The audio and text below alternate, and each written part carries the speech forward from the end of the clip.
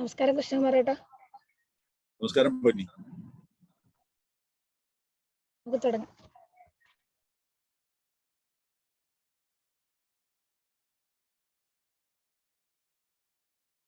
Mute ചെയ്തോളൂ കൃഷ്ണകുമാരേട്ടാ.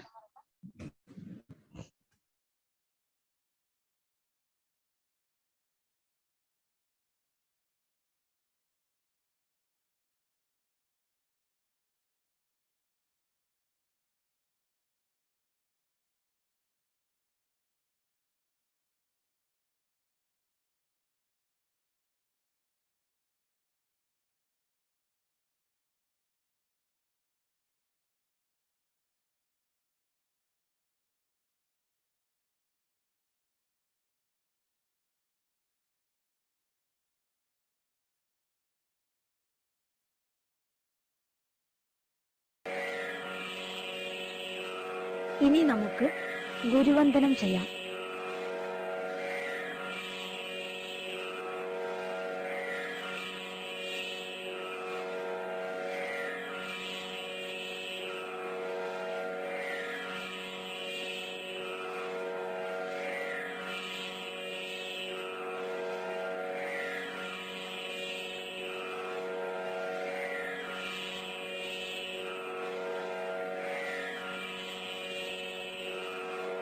അടുത്തത് പ്രാണധ്യാനം.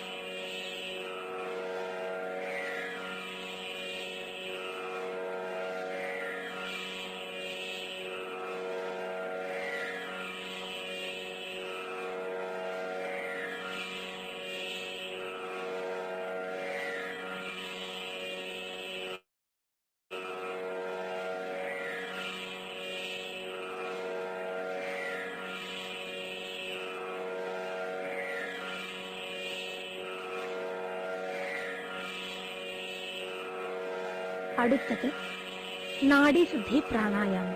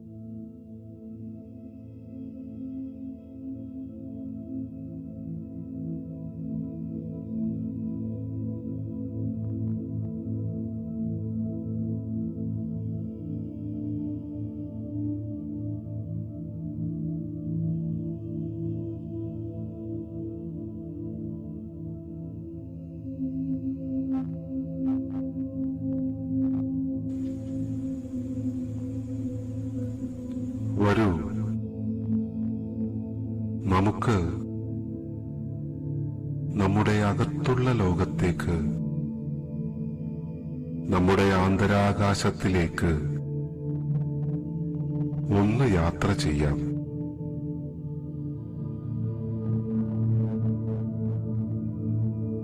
നമ്മിലെ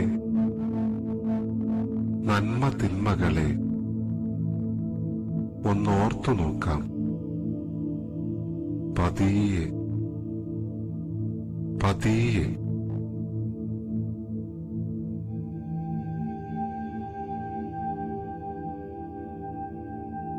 നമ്മുടെ രൂപമൊന്നോർക്കാം.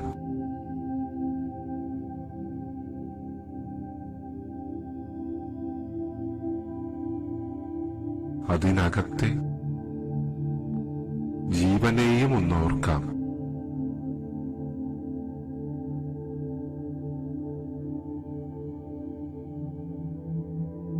ആ ജീവന്റെ പ്രതിഫലനമാകുന്ന നമ്മുടെ വ്യക്തിത്വത്തെയും ഒന്ന് ഓർത്തു നോക്കാം.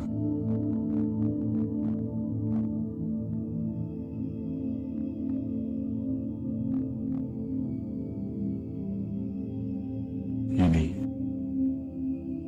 പതിയെ നമ്മുടെ അമ്മയച്ഛന്മാരെ, ഗുരുക്കന്മാരെ, സഹോദരങ്ങളെ, ഇണയെ, മക്കളെ, സുഹൃത്തുക്കളെ, ബന്ധുക്കളെ, ശിഷ്യരെ ഓരോരുത്തരെയായി ഓർക്കുക.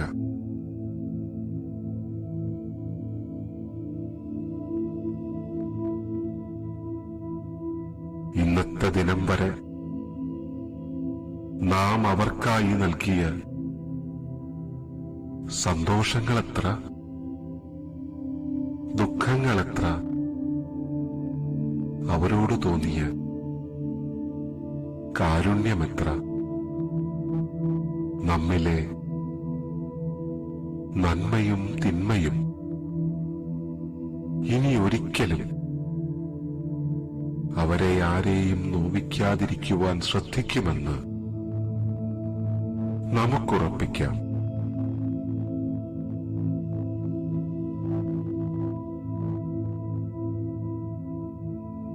അതുപോലെ അവരോരോരുത്തരുടെയും നന്മകളും തിന്മകളും അവരുടെ തന്നെ ഭാഗമാണെന്ന് കണ്ടറിയാനും അവയ്ക്കതീതമായി അവരെ സ്നേഹിക്കാനും കഴിയണമെന്ന് നമുക്കാശിക്കാം.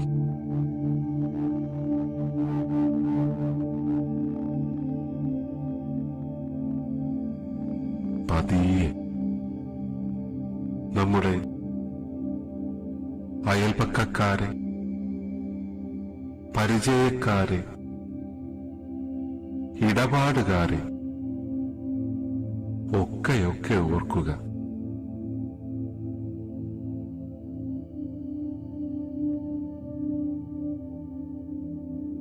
അവരുടെ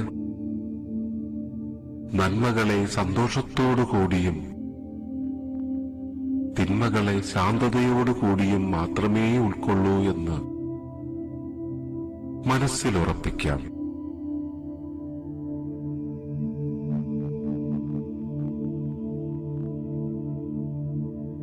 നമ്മുടെ നോക്കോ വാക്കോ പ്രവൃത്തിയോ വസ്തുവോ ഉപകരണമോ വളർത്തുമൃഗമോ വാഹനമോ ഒന്നുകൊണ്ടും അവർക്കാർക്കും ഒരു നോവുമുണ്ടാക്കാതിരിക്കുവാൻ ശ്രദ്ധിക്കുമെന്ന് നമുക്കുറപ്പിക്കാം.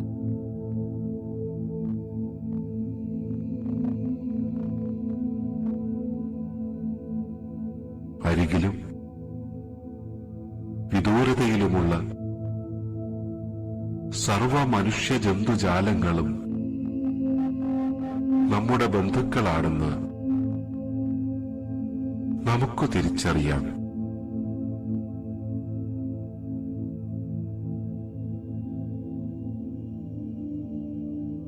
അവരിൽ നിന്ന് വാങ്ങിയും അവർക്കുള്ളത് കൊടുത്തും അന്യോന്യ ജീവിതം നയിച്ചും മാത്രമേ നമുക്കും തലമുറകൾക്കും കഴിയാനാകൂ എന്നതും നമുക്ക് തിരിച്ചറിയാം.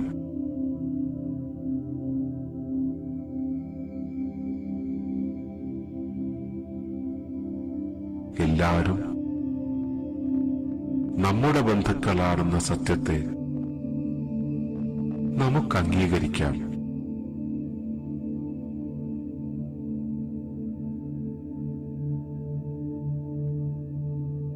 ഇനി നമുക്ക് തിരികെ വരാം. ബോധത്തോടെ, സ്നേഹത്തോടെ, ബന്ധുത്വത്തോടെ, ധൈര്യത്തോടെ നമ്മുടെ സാധാരണ ചിന്തകളിലേക്ക്,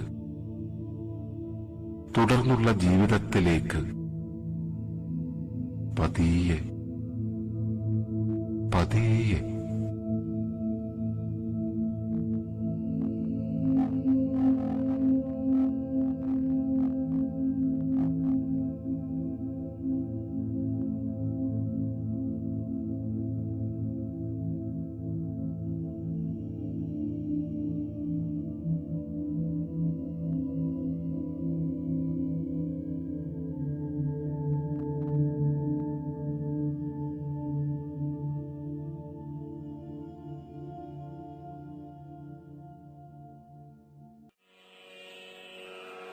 കൊട്ടകാർവ് ചെയ്യുവാനായിട്ട് എഴുന്നേറ്റ് നിൽക്കുക.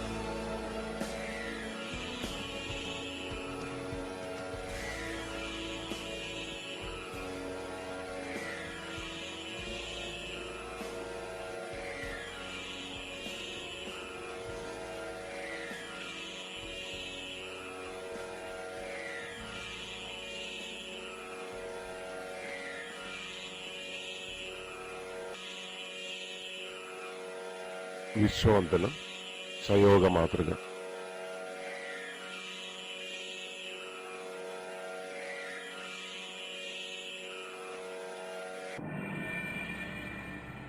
ഗുരുവന്ദനം.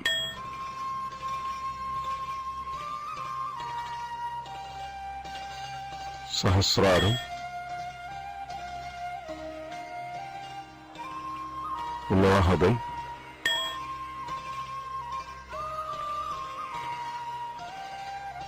സ്വാദിഷ്ഠാനം,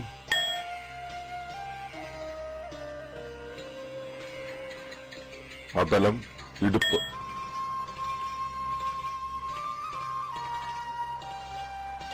സുതലം, കാൽമുട്ട്, രസതലം, നെരിയാണി, പാതാളം, ഭൂമി, മഹാതലം, പാദം,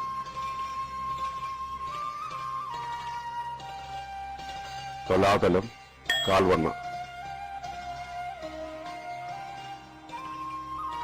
വിതലം, തുട,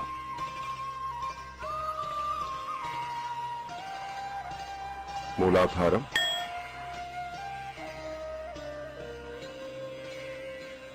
മണിപൂരകം,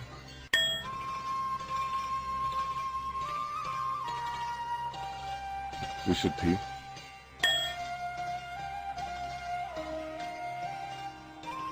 സഹസ്രാരം,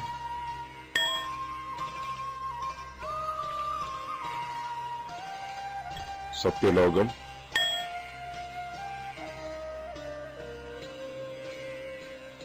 കർണം മുമ്പിലേക്ക് നോക്കിയിട്ട്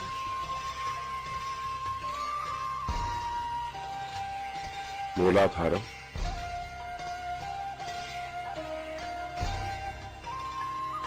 സ്വാദിഷ്ഠാനം,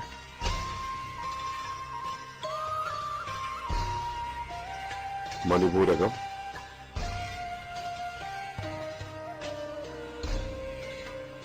അനാഹതം,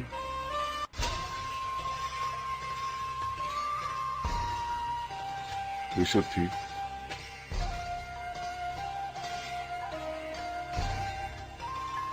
ആജ്ഞ,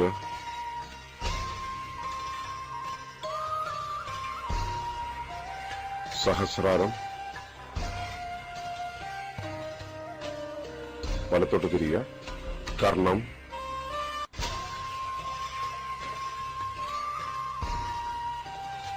മൂലാധാരം,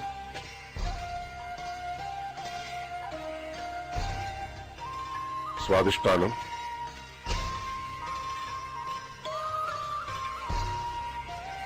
മണിപൂരകം,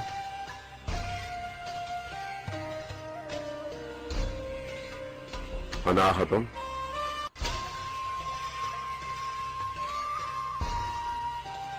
വിശുദ്ധി,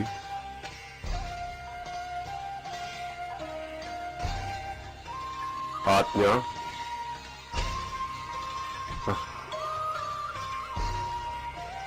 സഹസ്രാരം, ഇടത്തോട്ട് തിരിയുക, കർണം,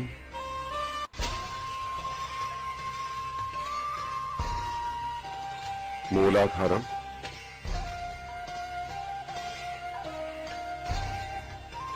സ്വാദിഷ്ഠാനം,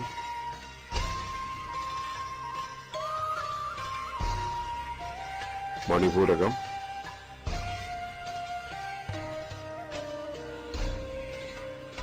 അനാഹതം,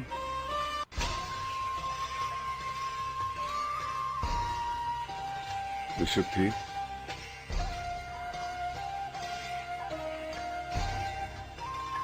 ആജ്ഞ,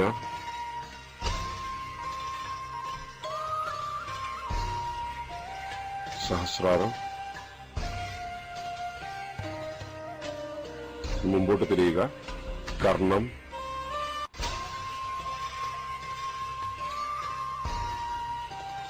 മൂലാധാരം,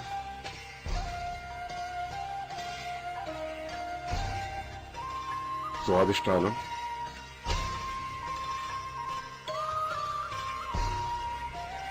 മണിപൂരകം,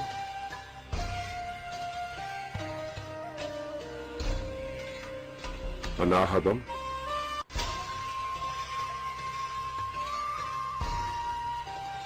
വിശുദ്ധി,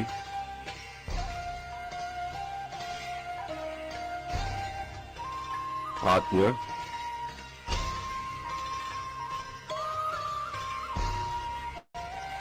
സഹസ്രാരം. ഇനി ഗുരുവന്ദനം.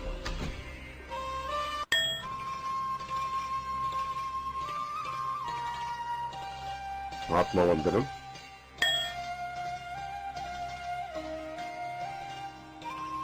ഭൂമിവന്ദനം,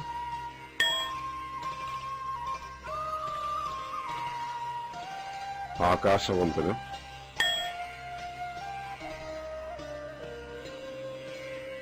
വിശ്വവന്ദനം,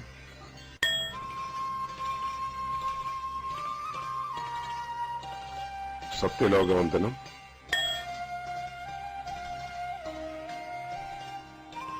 വിശ്വവന്ദനം,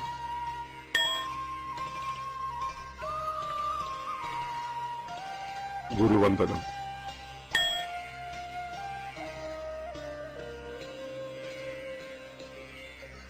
മുദ്ര.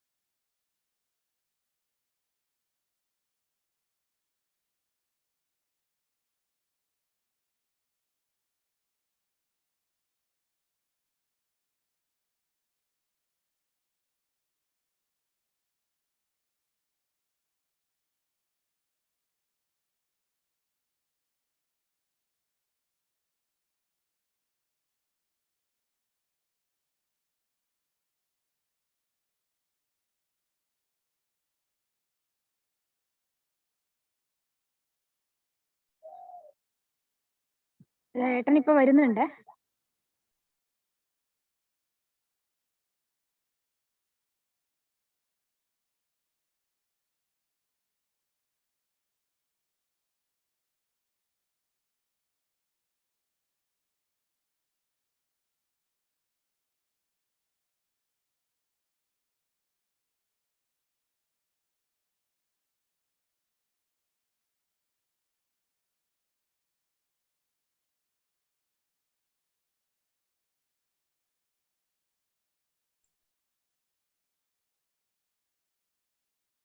Phenomena are the second dimension of energy which can be neither created nor destroyed.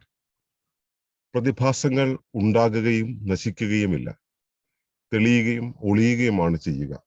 കാരണം പ്രതിഭാസങ്ങൾ ഊർജത്തിന്റെ ദ്വിതീയ മാനമത്രേ.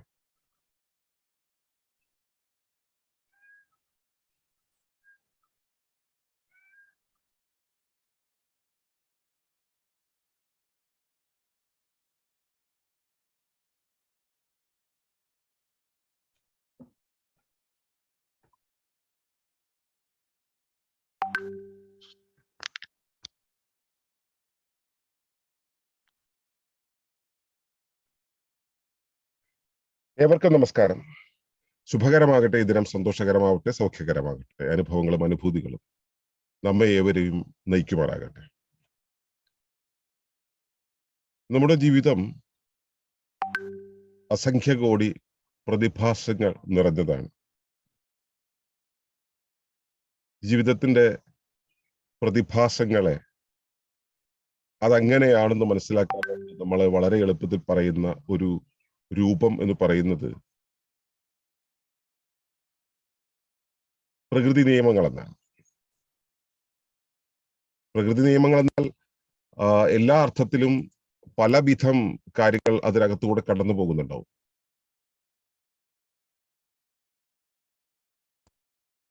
ഈ പ്രതിഭാസങ്ങൾ പ്രകൃതി നിയമങ്ങൾ എന്നുള്ള രൂപത്തിൽ അറിയപ്പെടുന്നതിന്റെ ഒരു ഉദാഹരണമാണ് ഗുരുത്വാകർഷണം എന്ന് പറയുന്നത്. ഭൂമിക്ക് ചുറ്റുമുള്ള അതിന്റെ ഭാഗങ്ങളായിട്ടുള്ള വസ്തുക്കളെ തന്റെ കോറിലേക്ക്, തന്റെ മർമ്മത്തിലേക്ക് ചേർത്ത് നിർത്താനുള്ള ഒരു വലിവ്, ആകർഷണം ഭൂമിക്കുണ്ട്. അതുകൊണ്ടാണ് ഭൂഗുരുത്വാകർഷണം എന്ന് പറയുന്നത്. ഉയർന്ന പിണ്ഡമുള്ള ദ്രവ്യത്തിന്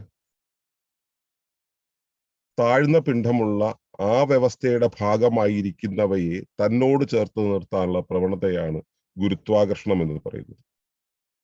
ഇത് ദ്രവ്യത്തിന്റെ കാര്യത്തിൽ മാത്രമാണ് എന്നതാണ് നമ്മുടെ തോന്നൽ. അതെന്താണെന്ന് വെച്ചാൽ ഭൗതികമായ കാര്യങ്ങളെ കുറിച്ച് മാത്രം മനസ്സിലാക്കാനുള്ള മനുഷ്യന്റെ ഒരു പ്രവണത മൂലമാണ്.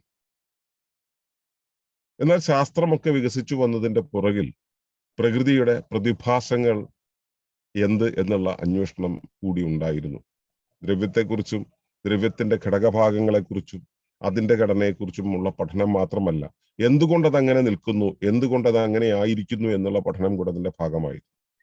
അപ്പോ ദ്രവ്യം എന്നുള്ള രൂപത്തിൽ നാം മനസ്സിലാക്കുന്ന ഘടനയാണ് നാം നിത്യജീവിതത്തിൽ ഉപയോഗിക്കുന്നതെങ്കിൽ അവയോടൊപ്പം ഉപയോഗിക്കുന്നത്, അവയെ അതായി നിർത്താനും അവയെ കൈകാര്യം ചെയ്യാനൊക്കെ നമ്മൾ ഉപയോഗിക്കുന്നത് പ്രതിഭാസങ്ങളെയാണ്. ഇപ്പോൾ നമ്മൾ നടക്കുകയോ ഓടുകയോ ചെയ്യുന്നുണ്ടെങ്കിൽ, നടക്കുകയും ഓടുകയും ചെയ്യുന്നത് ഭൗതികമായ ശരീരം കൊണ്ടാണെങ്കിൽ, നടത്തത്തിനും ഓട്ടത്തിനും അടിസ്ഥാനമാകുന്നത് നമുക്ക് ഭൂമിയോടുള്ള ചേർന്ന് നിൽക്കാനുള്ള പ്രേരണയാണ്. ഈ പ്രേരണ നമ്മെ ഗുരുത്വാകർഷണം മൂലം ഭൂമി ചേർത്ത് നിർത്തുന്നത് കൊണ്ടാണ്. ഇതൊരു പ്രാകൃതിക പ്രതിഭാസമാണ്, അഥവാ പ്രകൃതി നിയമമാണ് എന്ന് പറയാം. അങ്ങനെ പ്രകൃതി നിയമങ്ങളെ കുറിച്ച് പഠിച്ചു പോയപ്പോഴും പ്രകൃതിയുടെ ഭൗതിക ഭാവങ്ങളെ കുറിച്ച് പഠിച്ചു പോയപ്പോഴും മനുഷ്യനെപ്പോഴും എത്തിപ്പറ്റിയത് ഇതെല്ലാം ഊർജത്തിന്റെ വിവിധ രൂപങ്ങൾ എന്നാണ്. അപ്പോൾ ഊർജത്തിന്റെ വിവിധ രൂപങ്ങളായത് എന്തെല്ലാമാണോ അവയെല്ലാം ഘനീഭവിച്ച് അവസാനം ഖരരൂപത്തിലേക്കായി നമ്മുടെ മുന്നിൽ ഉണ്ട് എന്നുള്ളതാണ്. അതുകൊണ്ട് തന്നെ ഇവിടെ കാണുന്ന മുഴുവൻ വസ്തുക്കളും ഊർജത്തിന്റെ രൂപങ്ങളാണ് എന്നാണ് നാം പഠിച്ചിട്ടുള്ളത്, നാം മനസ്സിലാക്കിയിട്ടുള്ളത്. അപ്പോ ഈ ഊർജ രൂപങ്ങളായ സർവവും ദ്രവ്യത്തിന്റെ രൂപത്തിൽ നമ്മുടെ മുന്നിൽ നിൽക്കുമ്പോൾ അവയെ അത്തരത്തിൽ നിലനിർത്തുന്നത്, അവയെ ചലിപ്പിക്കുന്നതിന് ആധാരമാകുന്നത് അവയിൽ തെളിഞ്ഞു കാണുന്ന ആന്തരിക സ്വഭാവങ്ങളാണ്, അഥവാ പ്രതിഭാസങ്ങളാണ്. ആ പ്രതിഭാസങ്ങൾ ആണ് പ്രകൃതി നിയമങ്ങളായിട്ട് നാം ഇന്റർപ്രറ്റ് ചെയ്യുന്നത്. ഈ പ്രതിഭാസങ്ങളും നേരത്തെ പറഞ്ഞ ഊർജത്തിന്റെ തന്നെ ആവിഷ്കാരങ്ങളാണ് എന്നതും നാം ബോധ്യപ്പെടേണ്ടതുണ്ട്. നമ്മള് ചെറിയ ക്ലാസ്സുകളിൽ പഠിച്ചിട്ടുണ്ട്, ദ്രവ്യത്തെ നമുക്ക് രൂപമാറ്റം വരുത്താൻ കഴിയും. കാരണം ഇവയെല്ലാം തന്നെ ഊർജത്തിന്റെ വിവിധ ഭാവങ്ങളാണ്. ഊർജത്തെ നമുക്ക് നിർമ്മിക്കാനോ നശിപ്പിക്കാനോ കഴിയില്ല എന്നും മനസ്സിലാക്കിയിട്ടുണ്ട്. അതുകൊണ്ട് തന്നെ ഊർജരൂപിയായ അല്ലെങ്കിൽ ഊർജത്തിന്റെ മറ്റൊരു രൂപമായ പ്രതിഭാസം എന്ന് പറയുന്നത് രണ്ടാം മാനം എന്നാണ് പറയുക. ഒന്നാം മാനത്തെയാണ് ഘടന എന്ന് പറഞ്ഞതെങ്കിൽ രണ്ടാം മാനം എന്ന് പറയുന്നത് പ്രതിഭാസമാണ്. ആ പ്രതിഭാസം എന്ന അവസ്ഥയ്ക്കും ഊർജത്തിന്റെ സ്വഭാവങ്ങൾ ഉണ്ടായിരിക്കും. അതായത് അതിനെ നിർമ്മിക്കാനോ നശിപ്പിക്കാനോ കഴിയില്ല. പകരം അത് ഒളിയുകയും തെളിയുകയും ചെയ്യുകയാണ് ചെയ്യുക. ഇപ്പൊ ഗുരുത്വാകർഷണ ബലം എന്ന് പറയുന്നത് ഇവിടെ ഉണ്ട്, നിരന്തരമുണ്ട്. നമുക്കതറിയില്ല, നമ്മളത് കാണുന്നില്ല, നമ്മൾ അനുഭവിക്കുന്നില്ല. എന്നാലോ നാം നടക്കുകയോ ഓടുകയോ ചെയ്യുമ്പോൾ അങ്ങനെ ഒന്നുണ്ടെന്ന് നമുക്ക് അനുഭവവേദ്യമാകുന്നു. നമ്മൾ എന്തെങ്കിലും ഒരു ചലനത്തിലൂടെ പോകുന്ന സമയത്താണ് അത് പ്രശ്നമാണെന്ന് തോന്നുന്നത്. സാധാരണ നിരത്തുകൂടെ നടക്കുന്ന സമയത്ത് ഗുരുത്വാകർഷണം ഒരു പ്രോബ്ലമായിട്ട് പോലും നമ്മൾ അനുഭവിക്കുക പോലുമില്ല, നമ്മൾ ആ വഴിക്ക് ചിന്തിക്കുക പോലുമില്ല. എന്നാൽ ചരിഞ്ഞ ഒരു മലയിലൂടെ വഴുക്കലുള്ള പ്രതലത്തിലൂടെ നാം നടക്കേണ്ടി വരുന്ന സമയത്ത് അപ്പോൾ നമ്മൾ നമ്മുടെ ഭാരത്തെക്കുറിച്ചും ആകർഷണത്തെക്കുറിച്ചും ഒക്കെ ആലോചിച്ചു പോകും. അതായത് നാം ഇത് അനുഭവമാകുന്നത്, നമ്മുടെ ബോധം ഇത്തരം ഒരു അവസ്ഥയെക്കുറിച്ച്, ആ പ്രതിഭാസത്തിന്റെ ഒരു അവസ്ഥയെക്കുറിച്ച് അവെയറാകുന്ന, അതിന്റെ മുകളിൽ ശ്രദ്ധാലു ആകേണ്ടി വരുന്ന ഒരു സാഹചര്യത്തിൽ മാത്രമാണ് നമ്മൾ അതിനെ ശ്രദ്ധിക്കുക. അപ്പോഴാണ് ഇത് നമ്മുടെ മുന്നിൽ തെളിയുന്നത്. അല്ലാത്തപ്പോഴോ അത് ഒളിഞ്ഞത് അവിടെ തന്നെയുണ്ട്, അതെങ്ങും പോകുന്നൊന്നുമില്ല. അപ്പോ പ്രതിഭാസങ്ങളെയും നമുക്ക് പുതുതായിട്ട് ഉണ്ടാക്കാൻ കഴിയില്ല. അതൊരു യന്ത്രത്തിനകത്ത് ഉള്ള പ്രതിഭാസമാണെങ്കിൽ പോലും അതവിടെയുണ്ട്. നമ്മൾ ഏതെങ്കിലും ഒരു പ്രക്രിയയിലൂടെ അത് വെളിപ്പെടുത്തുന്നു എന്ന് മാത്രം. അപ്പോ നമുക്ക് പ്രപഞ്ചത്തിൽ ഉണ്ട് എന്ന് പറയുന്ന നിഗൂഢമായ ഒട്ടേറെ പ്രതിഭാസങ്ങൾ അവിടെ ഉണ്ട് എന്നുള്ളതാണ്, അത് ഒളിഞ്ഞിരിക്കുന്നു എന്നുള്ളതാണ്. തെളിഞ്ഞു വരുന്നില്ല. തെളിഞ്ഞു വരുന്നത് നാം അതിനെക്കുറിച്ച് അവെയറാകുമ്പോൾ, നാം അതിന്റെ മുന്നിൽ ഒരു ആവശ്യക്കാരനായിട്ട് നിൽക്കുമ്പോൾ, അല്ലെങ്കിൽ നാം അതിനാൽ അഫക്റ്റ് ചെയ്യപ്പെടുമ്പോൾ മാത്രമാണ് നമ്മൾ ഇത് അറിയുന്നത്. പ്രകൃതി ദുരന്തങ്ങൾ ഉണ്ടാകുമ്പോൾ നമ്മൾ പ്രകൃതിയുടെ ആ പ്രതിഭാസങ്ങളെ കുറിച്ച് ചർച്ച ചെയ്യും. അല്ലാത്ത സമയത്തും അത് അവിടെ ഉണ്ട്, നമ്മൾ അത് അറിയുന്നില്ല, നമ്മൾ അത് അനുഭവിക്കുന്നില്ല. നമ്മൾ എപ്പോൾ അതിൽ ഫോക്കസ്ഡ് ആവുന്നു, നമ്മൾ എപ്പോൾ അതിനാൽ ബാധിക്കപ്പെടുന്നു, നമ്മൾ എപ്പോൾ അതിനെക്കുറിച്ച് അവെയർ ആകുന്നു, ആ സമയത്ത് ഈ പ്രതിഭാസം നമ്മുടെ മുന്നിൽ തെളിഞ്ഞു നിൽക്കും. ഞാൻ പറഞ്ഞു വന്നത് ഇതാണ്, പ്രതിഭാസങ്ങളെയും നമുക്ക് പുതുവായി ഉരുവാക്കാൻ കഴിയില്ല.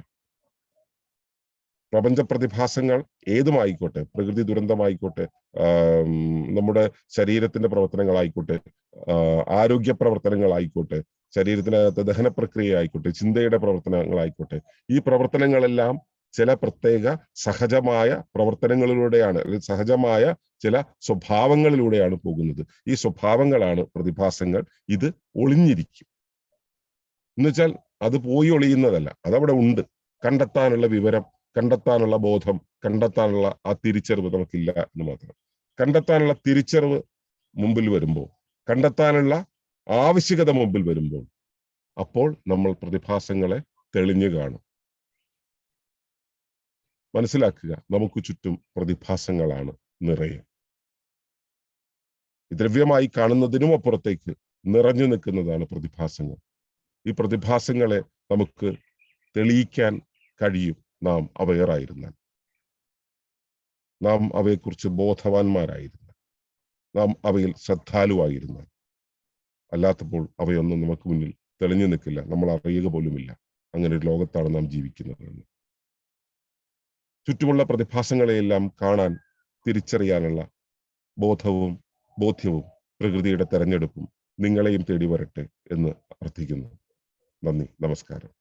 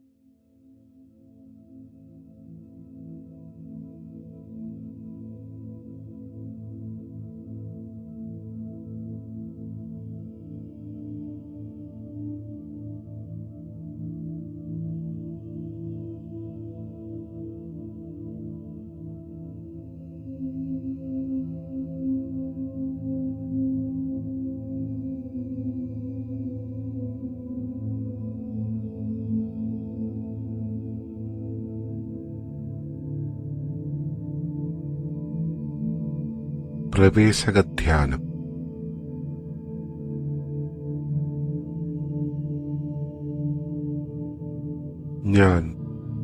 ഞാനാകുന്നു. ഞാനിപ്പോൾ സുഖമായിരിക്കുന്നു. ഞാനിപ്പോൾ വിശ്രമത്തിലാണ്.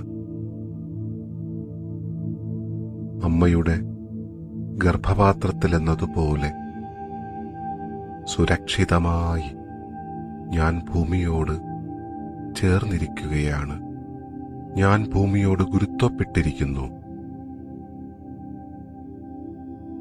എനിക്ക് ആധാരമായതിനോടെല്ലാം ഞാൻ ഗുരുത്വപ്പെട്ടിരിക്കുന്നു. എന്റെ മാതാവിനോട്, എന്റെ പിതാവിനോട്, എന്റെ ജീവകുലത്തിനോട്, എന്റെ ഭൂമിയോട്, എന്റെ ഗുരുപരമ്പരയോട് ഞാനിതാ ഗുരുത്വപ്പെട്ടിരിക്കുന്നു.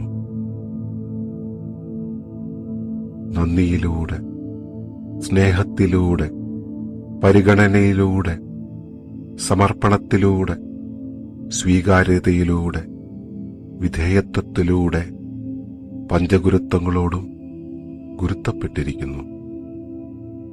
ഇങ്ങനെ പഞ്ചഗുരുത്വങ്ങളോടും ഗുരുത്വപ്പെട്ടിരിക്കുമ്പോൾ ഇപ്പോൾ എന്റെ ശരീരം വിശ്രമത്തിലാണ്. എന്റെ മനസ്സും വിശ്രമത്തിലാണ്. എന്റെ അവയവങ്ങളെല്ലാം അയഞ്ഞിരിക്കുന്നു. എന്റെ ചിന്തകൾ ശാന്തമായിരിക്കുന്നു. എന്റെ വികാരങ്ങൾ ഒഴിഞ്ഞിരിക്കുന്നു. എന്റെ ഞാൻ ബോധം അഴിഞ്ഞുപോകുന്നു. എന്റെ അകത്തേക്കും പുറത്തേക്കും നിരന്തരം ചലിച്ചുകൊണ്ടിരിക്കുന്ന പ്രാണശ്വാസത്തെ ഞാൻ അറിയുന്നു. പുറത്ത് എല്ലാം ചലിപ്പിക്കുന്ന പ്രാണനെ ഞാൻ അറിയുന്നു. അകത്ത് എന്നിൽ ചലനമാകുന്ന പ്രാണനെ ഞാൻ അറിയുന്നു. ഗുരുത്വപ്പെട്ടിരിക്കുമ്പോൾ എന്റെ മാതാവും, എന്റെ പിതാവും, എന്റെ ജീവകുലവും, എന്റെ ഭൂമിയും, എന്റെ ഗുരുവും എന്നിലെ ചലനത്തിന് ഭൂമികയാകുന്നു. എന്നിൽ ചലനമാകുന്നതെന്തോ, എന്നിൽ ഗുരുത്വമാകുന്നതെന്തോ, ഞാൻ അറിയുന്നതെന്തോ, ഞാൻ അറിയാത്തതെന്തോ, ഞാൻ തേടുന്നതെന്തോ, അത് ഞാനാകുന്നു. എന്റെ പ്രാണൻ, അത് ഞാനാകുന്നു. എന്റെ പ്രാണതാളം, അത് ഞാനാകുന്നു. ഞാനാകുന്ന പ്രാണതാളത്തിൽ എന്റെ രൂപത്തെ ഞാൻ അറിയുന്നു. അതിനകത്തെ അവയവങ്ങളെ ഞാൻ അറിയുന്നു. അതിനുമകത്തെ കലകളെ ഞാൻ അറിയുന്നു. അതിനുമകത്തെ കോശങ്ങളെ ഞാൻ അറിയുന്നു. അതിനുമകത്തെ ജീവനെ ഞാൻ അറിയുന്നു. അതിനുമകത്തെ ദ്രവ്യകണങ്ങളെ ഞാൻ അറിയുന്നു. അതിനുമകത്തെ ഊർജകണങ്ങളെ ഞാൻ അറിയുന്നു. അതിനുമകത്തെ ബോധകണങ്ങളെ ഞാൻ അറിയുന്നു. അതിനുമകത്തെ ആനന്ദകണങ്ങളെ ഞാൻ അറിയുന്നു. അതിനുമകത്തെ ശുദ്ധബോധത്തെ ഞാൻ അറിയുന്നു.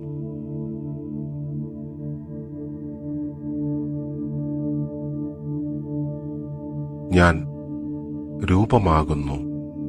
ഞാൻ അവയവങ്ങളാകുന്നു. ഞാൻ കലകളാകുന്നു. ഞാൻ കോശങ്ങളാകുന്നു. ഞാൻ ജീവനാകുന്നു. ഞാൻ ദ്രവ്യകണങ്ങളാകുന്നു. ഞാൻ ഊർജകണങ്ങളാകുന്നു. ഞാൻ ബോധകണങ്ങളാകുന്നു. ഞാൻ ആനന്ദകണങ്ങളാകുന്നു. ഞാൻ ശുദ്ധബോധമാകുന്നു. അത് ഞാനാകുന്നു. ബോധമാണ് സർവം എന്ന് ഞാൻ അറിയുന്നു. എന്താണെന്നറിയുന്നുവോ അത് ഞാനാകുന്നു. എന്താകണമെന്നാശിക്കുന്നുവോ ഞാനതാകുന്നു. എന്താണെന്ന് ചിന്തിക്കുന്നുവോ ഞാനതാകുന്നു.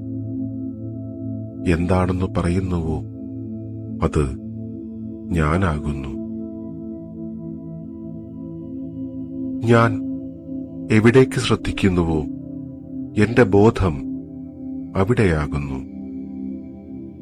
എന്റെ ബോധം എവിടെയോ എന്റെ ധർമ്മം എവിടെയാകുന്നു. എന്റെ ധർമ്മം എവിടെയോ എന്റെ ജീവചൈതന്യം അവിടെയാകുന്നു. എന്റെ ജീവചൈതന്യം എവിടെയോ എന്റെ രൂപകൽപ്പന അവിടെയാകുന്നു. എന്റെ രൂപകൽപ്പന എങ്ങനെയോ എന്റെ സാക്ഷാത്കാരം അതാകുന്നു. എന്റെ സാക്ഷാത്കാരം എങ്ങനെയോ അത് ഞാനാകുന്നു. ഞാൻ എന്റെ ശരീരത്തിലേക്ക് ശ്രദ്ധിക്കുകയാണ്. ഇപ്പോൾ എന്റെ ശ്രദ്ധ ശരീരത്തിലാണ്. ഇപ്പോൾ എന്റെ ധർമ്മം ശരീരത്തിലാണ്.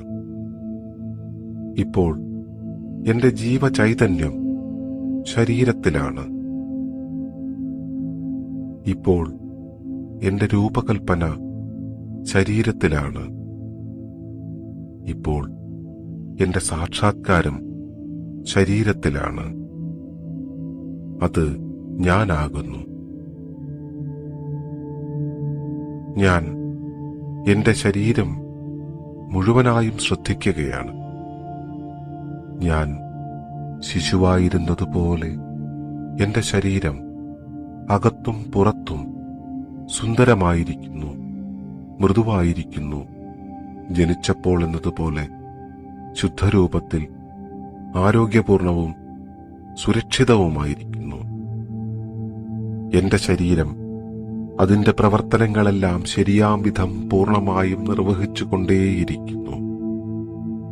ഞാൻ ശിശുവായിരുന്നതുപോലെ എന്റെ അകത്തും പുറത്തും സുന്ദരവും മൃദുവും ശുദ്ധവും ആരോഗ്യപൂർണവും സുരക്ഷിതവുമായിരിക്കുന്ന എന്നിലെ അവയവങ്ങളിലൂടെ എന്റെ ശ്രദ്ധ യാത്ര ചെയ്യുന്നു.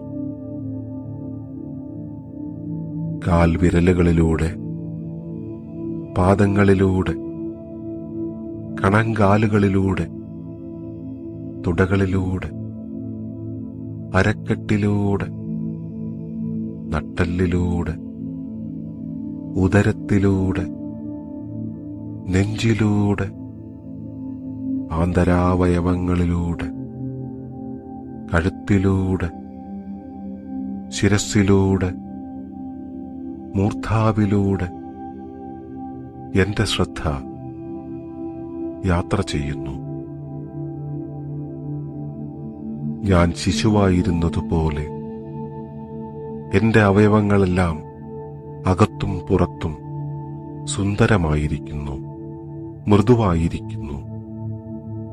ജനിച്ചപ്പോൾ എന്നതുപോലെ ശുദ്ധരൂപത്തിൽ ആരോഗ്യപൂർണവും സുരക്ഷിതവുമായിരിക്കുന്നു. എന്റെ അവയവങ്ങൾ അതിന്റെ പ്രവർത്തനങ്ങളെല്ലാം ശരിയാം വിധം പൂർണ്ണമായും നിർവഹിച്ചുകൊണ്ടേയിരിക്കുന്നു. ഞാൻ എന്റെ ജീവിതത്തെ മുഴുവനായും ശ്രദ്ധിക്കുകയാണ്. ഞാൻ ശിശുവായിരുന്നതുപോലെ എന്റെ ജീവിതം അകത്തും പുറത്തും സുന്ദരമായിരിക്കുന്നു, മൃദുവായിരിക്കുന്നു. ജനിച്ചപ്പോൾ എന്നതുപോലെ ശുദ്ധരൂപത്തിൽ ആരോഗ്യപൂർണവും സുരക്ഷിതവുമായിരിക്കുന്നു. എന്റെ ജീവിതം അതിന്റെ പ്രവർത്തനങ്ങളെല്ലാം ശരിയാം വിധം പൂർണ്ണമായും നിർവഹിച്ചുകൊണ്ടേയിരിക്കുന്നു. ഞാൻ ശിശുവായിരുന്നതുപോലെ എന്റെ അകത്തും പുറത്തുമുള്ള സർവവും സുന്ദരവും മൃദുവും ശുദ്ധവും ആരോഗ്യപൂർണവും സുരക്ഷിതവുമായിരിക്കുന്നതിൽ എന്റെ മാതാവിനോടും എന്റെ പിതാവിനോടും എന്റെ ജീവകുലത്തിനോടും എന്റെ ഭൂമിയോടും എന്റെ ഗുരുപരമ്പരയോടും ധർമ്മമാർഗേ ഞാൻ ഗുരുത്തപ്പെട്ടിരിക്കുന്നു. ഈ പഞ്ചഗുരുത്വങ്ങളുടെ ഗർഭപാത്രത്തിൽ എന്നതുപോലെ ഞാൻ സുരക്ഷിതമായിരിക്കും. പഞ്ചഗുരുത്വങ്ങളിൽ വേരൂന്നി നിന്നുകൊണ്ട് എന്റെ ശിരസ്സും കൈകളും ഉയർത്തി തന്നതെല്ലാം സ്വീകരിക്കുവാൻ എനിക്ക് കഴിയുന്നു. ഇനി വേണ്ടതെല്ലാം അർത്ഥന ചെയ്തു നേടുവാൻ എനിക്ക് കഴിയുന്നു. ഏതു പരിസരത്തും ഏതു വേഗത്തിലും സുരക്ഷിതമായി യാത്ര ചെയ്യുവാൻ എനിക്ക് കഴിയുന്നു. ഞാൻ ബോധമാകുന്നു, ഞാൻ ശുദ്ധിയാകുന്നു, ഞാൻ സമൃദ്ധിയാകുന്നു, ഞാൻ അറിവാകുന്നു, ഞാൻ സുരക്ഷയാകുന്നു, ഞാൻ ഗുരുത്വമാകുന്നു, ഞാൻ വിജയമാകുന്നു, ഞാൻ നന്മയാകുന്നു, ഞാൻ നന്മയാകുന്നു, ഞാൻ നന്മയാകുന്നു. അത് ഞാനാകുന്നു, അത് ഞാനാകുന്നു, അത് ഞാനാകുന്നു.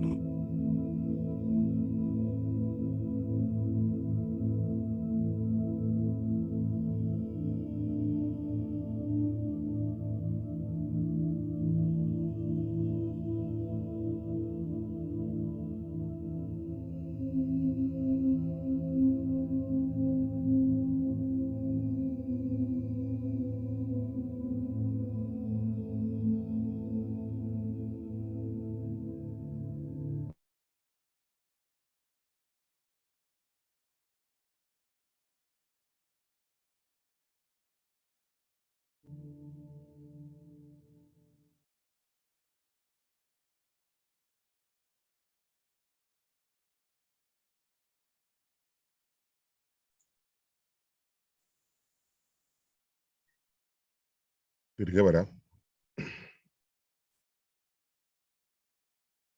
ഇന്നത്തെ നിരൂപണങ്ങളിലേക്ക് കിടക്കാം. ശിവ.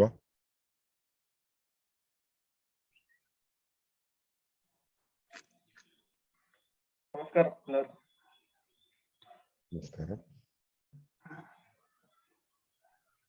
ഇന്നത്തെ സുഭാഷിതത്തിൽ പറഞ്ഞ പ്രതിഭാസങ്ങളെ കുറിച്ച്, അതൊരു സെക്കൻഡ് ഡയമെൻഷൻ ആണ്. ഫസ്റ്റ് ഗർഡനിങ്, സെക്കൻഡിലത്തെ പ്രതിഭാസം. അത് എപ്പോഴും അത് ഉള്ളതാണെന്നും അത് നമ്മൾ തിരിച്ചറിയുന്നില്ല എന്നത് മാത്രമാണ് നമ്മുടെ ലിമിറ്റേഷൻ. അത് എപ്പോഴും ഉള്ളതാണ്. അത് എത്രയും ശ്രദ്ധയും സൂക്ഷ്മമായിട്ട് നമ്മൾ നിരീക്ഷിക്കുകയാണെങ്കിൽ അത് എപ്പോഴും നമ്മൾക്ക് അറിയാൻ കഴിയുന്നതാണ്. അപ്പോ അതൊരു എനർജി ഫീൽഡ് കൂടിയാണെന്ന് ഉള്ള കാര്യം കൂടി പറഞ്ഞു. ഇനി അത് ഒന്ന് ചിന്തിക്കേണ്ട കാര്യമുണ്ട്. ഇത് ഈ ഊർജം ഒരിക്കലും നശിക്കുകയില്ല, ഉണ്ടാവുകയില്ല എന്നുള്ള കാര്യം പറഞ്ഞു. അപ്പോൾ അത് ടോട്ടൽ വൈബ്രേഷൻ എനർജി ഫീൽഡ് നിങ്ങൾ പല രീതിയിലും കേട്ടിട്ടുണ്ട്. ഇതിന്റെ പുതിയ പേര് പ്രതിഭാസം എന്നുള്ളപ്പോ അതൊന്നും എന്തായാലും ഒരു പുതിയൊരു നിരീക്ഷണം ആണ് എന്തായാലും. അപ്പോ ഞാൻ ഇന്നത്തെ ദിവസത്തേക്കുള്ള ഒരു പുതിയൊരു അറിവായി ഞാൻ എടുക്കുന്നുണ്ട്. നന്ദി, താങ്ക് യു. കൃഷ്ണകുമാരേട്ടാ. നമസ്കാരം. വളരെ നല്ലൊരു പ്രഭാഷണമായിരുന്നു ഇന്നത്തേത്.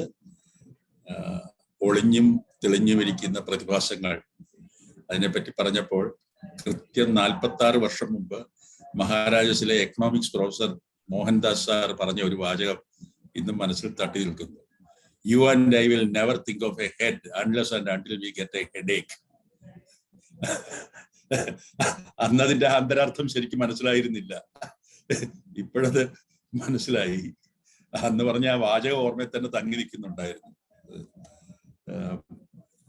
വളരെ നല്ലൊരു പ്രഭാഷണമായിരുന്നു. അത് കുറെ കൂടെ ഗഹനമായിട്ട് അത് അറിയേണ്ടതുണ്ട് അതിനെപ്പറ്റിയൊക്കെ. പ്രത്യേകിച്ച് ഈ ഊർജത്തിന്റെ പല രീതിയിലുള്ള കൺവേർഷൻ, ഇപ്പം പ്രത്യേകിച്ച് ഈ മന്ത്രോച്ചാരണങ്ങളുടെ ഒക്കെ ശക്തി, അത് നമ്മളിൽ വരുത്താൻ പറ്റിയ പ്രഭാവങ്ങളും ഒക്കെ അതിനെപ്പറ്റിയൊക്കെ കൂടുതൽ പഠിക്കേണ്ടതുണ്ട്. ഇതിലൂടെ തന്നെ ഒരുപക്ഷെ വർഗീകരണം കുറച്ചുകൂടെ വിശദമാക്കുമെന്ന് പ്രതീക്ഷിക്കുന്നു. ധ്യാനവും നന്നായിട്ട് ചെയ്യാൻ പറ്റി. നന്ദി, നമസ്കാരം. നമസ്കാരം. എല്ലാവർക്കും നമസ്കാരം. ഇന്ന് വളരെ വിശേഷപ്പെട്ട ഒരു സുഭാഷിതമായിരുന്നു. ഇത് വളരെ സിമ്പിളായിട്ട് പറഞ്ഞത്, പക്ഷെ ഇത് വളരെ ഗഹനമായിട്ടുള്ള ഒരു ഇതാണ്. നമ്മൾ എവറിത്തിങ് ഈസ് എനർജി, ഊർജമാണ് സർവവും, ഊർജത്തിന് ആദിയുമില്ല അന്തവുമില്ല. ഊർജത്തിന്റെ പല രൂപങ്ങളായിട്ട് നമ്മൾ തന്നെ കാണപ്പെടുന്നു. അതുകൊണ്ടാണ് ഈ പ്രതിഭാസങ്ങളാണ് നമ്മൾ വെളിപ്പെടുന്നിടത്താണ് നമ്മൾ കാണുന്നത്. പ്രതിഭാസങ്ങൾ നമ്മൾക്ക് വീക്ഷിക്കാൻ പറ്റാത്തടത്ത് അത് ഊർജ്ജം അവിടെ ഇല്ലെന്നുള്ളതല്ല, അത് നമ്മൾ നമ്മുടെ മുമ്പിൽ കാണുന്നില്ല. അപ്പൊ അതിന്റെ ഏറ്റവും വലിയ ഉദാഹരണമാണ് ഈ പറഞ്ഞ ഗുരുത്വാകർഷണം. ഗുരുത്വാകർഷണത്തിന്റെ എപ്പോഴും നമുക്ക് ആ ഒരു അതിൻ്റെതായിട്ടുള്ള അടി പറ്റുന്ന ആ ഒരു സമയമാണ് നമ്മൾ അതിനെപ്പറ്റി ഗവനിക്കുകയുള്ളൂ, അല്ലെങ്കിൽ അതിനെപ്പറ്റി നമ്മൾ ചിന്തിക്കുന്നേ ഇല്ല. കാരണം ഗുരുത്വം അവിടെ ഉണ്ട്, ഗുരുത്വത്തിലൂടെ നമ്മൾ ജീവിക്കുന്നത്. അപ്പൊ അത് വെച്ചിട്ട് നമ്മൾ മറ്റുള്ളത് നോക്കാം. ഇപ്പൊ അങ്ങനെ നോക്കുകയാണെന്നുണ്ടെങ്കിൽ ചെറിയ വളരെ ഇതായിട്ട് മൈന്യൂട്ടായിട്ടുള്ള പ്രതിഭാസങ്ങൾ നടക്കുന്നുണ്ട്. നമ്മൾ ഈ പറയുന്ന ക്വസ്റ്റോൺ എന്ന് പറയുന്നത്, ഈ ക്വസ്റ്റോൺ എന്ന് പറയുന്നത് അത് എനർജിയുടെ വെളിപ്പെടലാണ്. അപ്പൊ അവിടെ ആ ശരീരത്തിന് ഇപ്പം നമുക്കൊരു വിശപ്പ് വരുന്ന സമയത്ത്, ആ വിശപ്പ് വരുന്ന സമയത്ത് ശരീരം പുറപ്പെടുവിക്കുന്ന ക്വസ്റ്റോണിലൂടെയാണ് ആ ഒരു ഇത് മുന്നോട്ട് കൺവേ ചെയ്യപ്പെടുന്നത്, ശരീരത്തിന് വിശപ്പ് തോന്നുന്നത്. അതെല്ലാം ആ ഒരു പ്രതിഭാസത്തിന്റെ പല ഭാഗങ്ങളായിട്ട് വരുന്നതാണ്, കണക്റ്റഡ് ആയിട്ട് കിടക്കുകയാണ്. അതുപോലെ തന്നെ ഏറ്റവും ഇതായിട്ട് പറഞ്ഞെങ്കിൽ ഇപ്പൊ സൂര്യപ്രകാശം തന്നെ, സൂര്യപ്രകാശം അത് അവിടുത്തെ ഊർജത്തിന്റെ വെളിപ്പെടൽ, അവിടെ ഒരു ഊർജ നിർമ്മാണം നടക്കുന്നു, ഫ്യൂഷനിലൂടെ ഊർജ നിർമ്മാണം നടക്കുന്നു. ആ ഊർജം എപ്പോഴും എപ്പോഴും ഉണ്ട്. നമ്മൾ രാത്രിയിലാണെങ്കിലും അത് അവിടെ നടക്കുന്നുണ്ട്, നമ്മൾ സൈഡിൽ കാണുന്നില്ല എന്നുള്ളതാണ്. പക്ഷെ നമ്മുടെ മുമ്പിൽ വരാത്തതുകൊണ്ട് നമ്മൾ അതിനെപ്പറ്റി ബോധമിടല്ല. അപ്പൊ അങ്ങനെ ഉള്ള ഒത്തിരി പ്രതിഭാസങ്ങൾ നമ്മൾ അറിയാതെ പോകുന്നുണ്ട്. അതിനെ സൂക്ഷ്മമായിട്ട് നിരീക്ഷിച്ചുകൊണ്ടിരുന്നാൽ ഇത് മൊത്തം ഊർജത്തിന്റെ വെളിപ്പെടലും ഒളിയലും ആണെന്നുള്ളത് മനസ്സിലാകും. മൊത്തത്തിൽ അത് തന്നെ. ദ്രവ്യം എന്ന് പറയുന്നത് ഇപ്പൊ പറഞ്ഞ പോലെ ദ്രവ്യവും ഊർജത്തിന്റെ സാന്ദ്രിക ഒരു രൂപമാണ്. അത് അതിന് ഇത് എനർജി കൂടുതൽ കൊടുത്തുകൊണ്ട് കഴിഞ്ഞാൽ അത് രാവമാകുന്നു, അത് പിന്നെ വാദമാകുന്നു. വാദമായിട്ട് പോയി കഴിയുമ്പോഴത്തേക്കും നമ്മളത് കാണണമെന്നില്ല. അതിനെ പിന്നെ ഒരു സന്ദർഭത്തിൽ അതിന് ആ ഒരു ഈ കണ്ടീഷൻസ് മാറുന്നതനുസരിച്ചാണ് ഇതിന്റെ നമ്മൾ ഒളിയലും വെളിപ്പെടലും കാണുന്നത്. അപ്പൊ അങ്ങനെ ഒരു ഇതിലൂടെ നമ്മൾ ഇതിനെ കാണണമെന്നുള്ളതാണ് നമുക്ക് ഈ പറഞ്ഞു വരുന്നത്. അതുകൊണ്ട് ഫിനോമിനൻ അവിടെ എപ്പോഴും നമ്മൾ കാണണം എന്നുള്ള നമ്മുടെ വീക്ഷകന്റെ, അതായത് ഈ ഒബ്സർവറുടെ കാര്യം പറയുന്ന പോലെയാണ്. ഒബ്സർവ് ചെയ്യപ്പെടുന്നതിന്റെ അനുസരിച്ചിട്ട് ആ ഒരു നിലയനുസരിച്ചിട്ട് ഓരോന്നും മാറി മറിഞ്ഞും കാണും. അങ്ങനെയാണ് ഇതിനെപ്പറ്റി വരുന്നത്. അപ്പൊ ഊർജം ആണ് എല്ലാത്തിന്റെയും അടിസ്ഥാനം. അതിന്റെ വെളിപ്പെടലാണ് നമ്മൾ കാണുന്ന ഈ ദൃശ്യപ്രപഞ്ചം എന്നുള്ളതാണ് മനസ്സിലാകേണ്ടത്. എപ്പോഴും അത് അവിടെ നിൽക്കുന്നു. അതിനെ നമ്മൾ ശ്രദ്ധിക്കാതെ പോകുന്നു. ഈ ശ്രദ്ധിക്കാതെ ഇപ്പൊ പറഞ്ഞാൽ ഈ ക്വസ്റ്റോൺ പോലുള്ള പല സംഗതികളും നമ്മൾ വളരെ സട്ടിൽ ലെവലിൽ നടന്നുകൊണ്ടിരിക്കുന്നതാണ്. ഈ പറയുന്ന ഹോളോഗ്രാഫിക് ഫീൽഡ് എന്ന് പറയുന്നത്, ആ ഹോളോഗ്രാഫിക് ഫീൽഡിൽ പല സംഗതികൾ നടക്കുന്നത് നമുക്കൊന്നും കാണാൻ പറ്റുന്നില്ല. നമ്മൾ അതിനെ സൂക്ഷ്മമായിട്ട് നിരീക്ഷിച്ചാൽ പലതും നമുക്ക് അതിന്റെ വെളിപ്പെടൽ കാണാൻ പറ്റും എന്നാണ് മനസ്സിലാക്കേണ്ടത്. Thank you. നമസ്കാരം. മാളു. എല്ലാവർക്കും നമസ്കാരം. ഇന്നത്തെ സുഭാഷിതം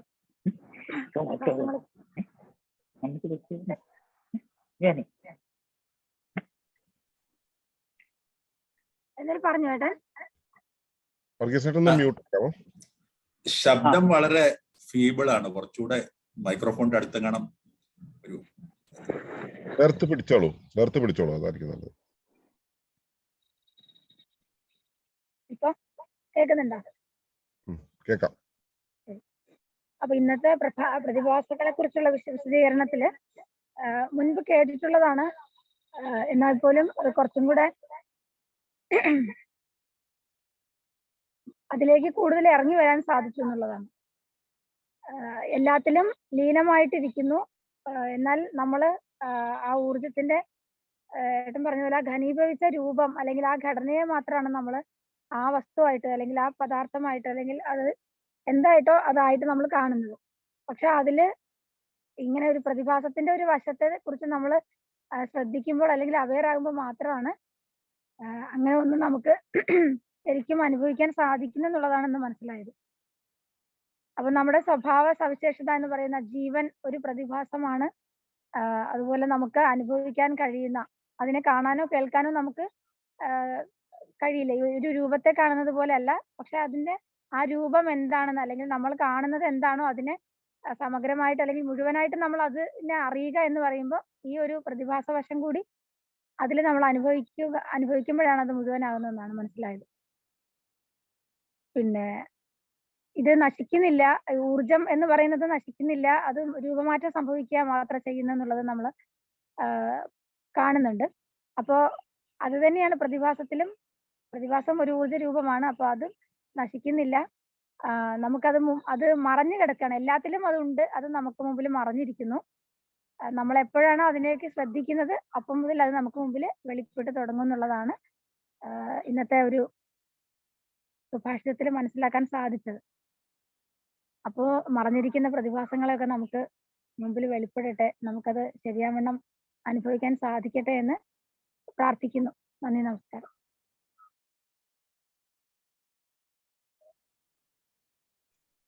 ഓക്കെ, അപ്പോൾ നിരൂപണങ്ങൾ ഇവിടെ അവസാനിപ്പിക്കാം.